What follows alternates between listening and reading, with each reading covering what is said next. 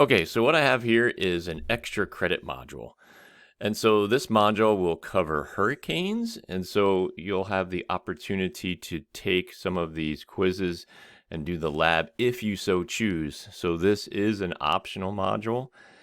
And in it, we're going to cover hurricanes. And although hurricanes aren't typically a geologic event, they're related to, of course, the atmosphere and things like that. But of course, they bring flooding and landslides and erosion and things like that, which are related to geology. So there is a connection here.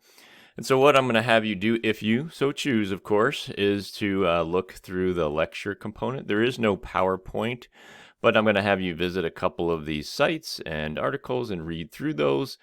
And that'll be the information that's over the lecture quiz. There is a couple videos that just kind of illustrate some of the things they're talking about in this information. And sometimes, of course, it's always nice to visualize things, so that could be helpful for you.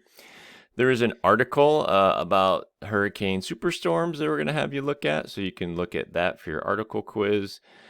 There's also a Hurricane Sandy video. This is in the MCC library, so that's the video that you'll look at for this module.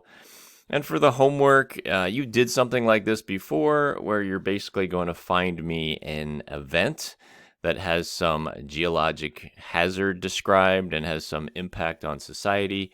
And so you can go ahead and do that. The details, of course, are when you click the link, homework submission link, it'll have kind of the details of what you need to do for that.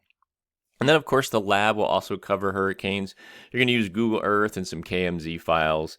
There's a quick little video in the lab section to help you through the lab portion.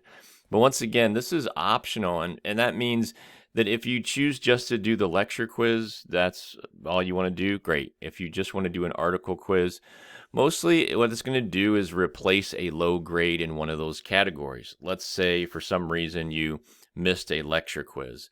So if you take this lecture quiz, it'll replace that 0 that you got, and whatever grade you get on this one, I'll replace with that.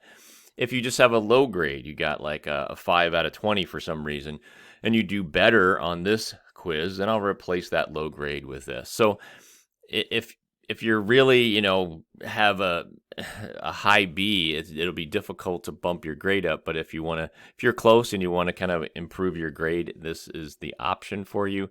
You can do them all. You can do all the quizzes and all the lab component stuff. It won't show up in your grade. I'm going to manually put it in. So once you get a score, then I'll look over your old scores, find where it'll, have the most impact on your grade. So let's say you have, 2 lecture quizzes. One you got a 5 out of 20 and one you got a 12 out of 20. Well, I'll replace the 5 out of 20 because that'll have the most impact for your grade. And so once they're all submitted, I'll go ahead and go through all your grades and see how it can help you the most. So I'll do that.